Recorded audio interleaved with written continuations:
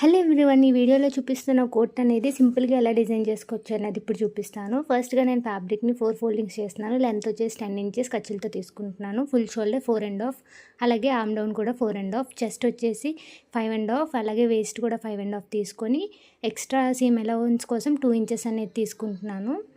ఇక్కడ నేను ఆ రౌండ్ తిరిగే దగ్గర 1/2 ఇంచుకి మార్క్ చేసుకొని కర్వ్ ఇస్తున్నాను. ఫ్రంట్ నెక్ వచ్చేసి బ్యాక్ నెక్ వచ్చేసి నేను 2 ఇంచెస్ తీసుకుంటున్నాను. నెక్ విడ్త్ వచ్చేసి 2 ఇంచెస్ తీసుకుంటున్నాను. సో ఇప్పుడు నేను ఫ్రంట్ అండ్ బ్యాక్ నెక్స్ అనేవి సెపరేట్ చేస్తున్నాను.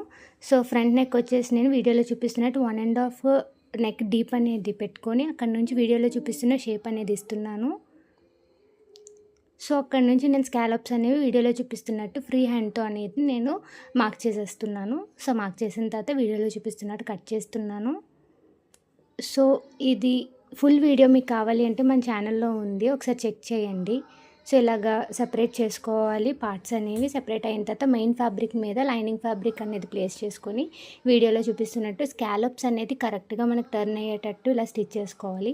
స్టిచ్ చేసుకున్న తర్వాత ఎక్స్ట్రా ఫ్యాబ్రిక్ అంతా కట్ చేసేసుకొని స్కాలప్స్ దగ్గర ఏంటంటే మనం కొంచెం ప్రెస్ చేస్తూ టర్న్ చేసుకొని దానిపైన స్టిచ్ చేసేసుకోవాలి. ఇంతేనండి, చాలా సింపుల్గా మనం అనేది స్కాలప్ కోట్ అనేది ఇలా డిజైన్ చేసుకోవచ్చు. మీకు ఈ వీడియో నచ్చింది అనుకుంటున్నాను. ఒకవేళ నచ్చినట్లయితే please do like, share and subscribe. అలాగే మన ఛానల్లో ఇలాంటి కిడ్స్ మోడల్స్ అనేవి చాలా వస్తూ ఉంటాయి. చెక్ చేయండి మన ఛానల్ని.